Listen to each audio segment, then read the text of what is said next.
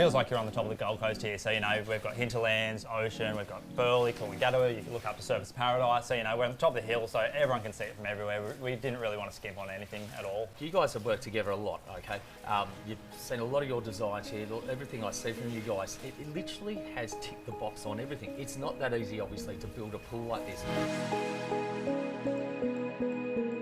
Just talk to us a little bit about, obviously, how the pool's designed, and, you know, obviously, it's fine for kids to sit in the pool. So the pool has been designed, obviously, to Australian standards. We make sure that, obviously, we have particular heights of glass pool fencing or edges of pools everywhere, so that's very safe for kids to swim in. It does take a long time through design to make sure we get that really right.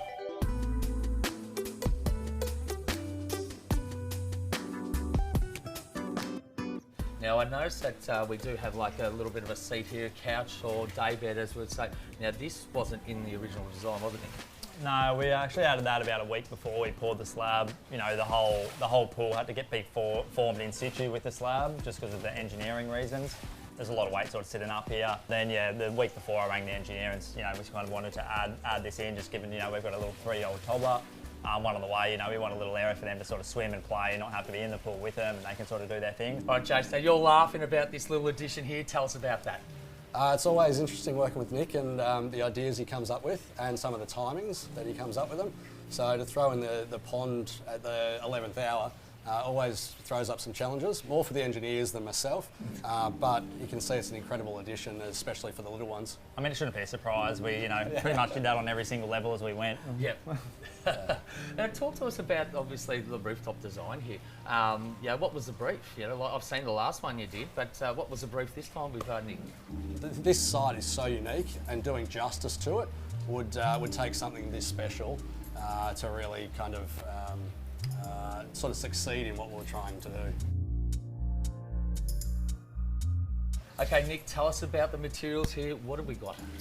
So we've got Arenisca stone for all the, pretty much the floor that wraps into the pond. We wanted that sort of organic, natural kind of feel, you know, really undulate and feel like, you know, it's really kind of like grounded to the earth.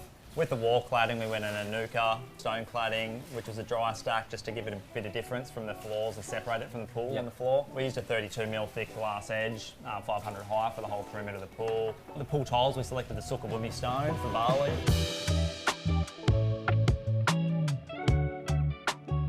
So very much an entertaining space up here, where we want to bring guests up with the, you know, it is the spot in the house that has the most amazing views. Essentially probably 270-degree views from this level, and as Nick said before, all the way out to sort of Mount Warning in the distance, out to the, you know, the horizon of the ocean and down to Burleigh and Coolangatta. It doesn't get much better. So we've got barbecue area out the back, dining for the barbecue, and then some lounges out by the pool so that you can chill for the rest of the day.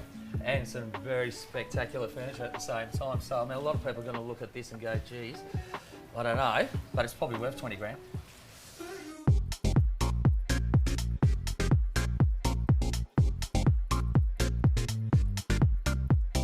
All right, boys, let's get excited. We've talked about the landscape. We're here to talk about the pool. We've got the spa, we've got the pool, we've got the kiddies pool, but we've got one secret weapon. What is that? We've got a big 1.5 tonne glass floor panel. It's over 5 metres long, over 1 metre wide.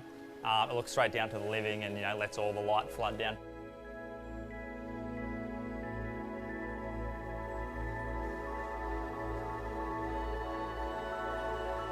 Throughout the day, you know, it creates a shimmering effect on the floor, and as the sun sort of moves, it sort of moves around the house and creates a huge feature down for the main living area. So a person my size isn't going to go through that glass, is it? Not if 26,000 litres of water isn't. You won't. God, I'll jump in there. What a unique feature. Ticks every single box, haven't you? Yeah. Certainly do.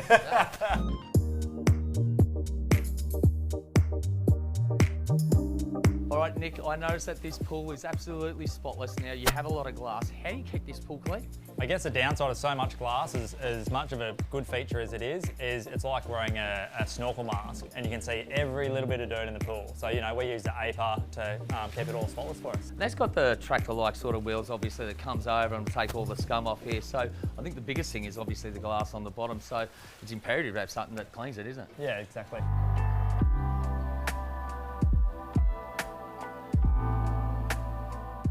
the most challenging thing here is obviously working out all the materials. I mean, we are in a tight space here. We said before, I mean, when you think Gold Coast, it's strip lights, it's white, it's bright, it's great. You know what, this is really warm, you know, even just picking out just the steppers through here, I mean, mitering everything here just for a start is hard.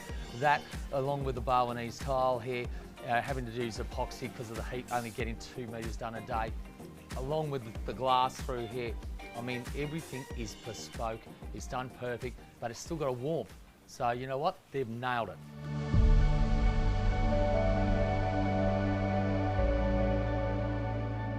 When you're looking at a pool like this, Nick said earlier on that obviously you've got a lot of glass here. Now you need something that's going to clean this absolutely perfectly, and that is the Aiper Scuba X1. And whether it's going to be in the spa or the pool or even the pond here, you need a robot like this that's going to clean absolutely everything pristine. Well guys, again, you have absolutely impressed me. There's nothing better than sitting here in the spa and looking at all of the Gold Coast here. Great job, and if you are doing another house like this, please invite me. We will. You better.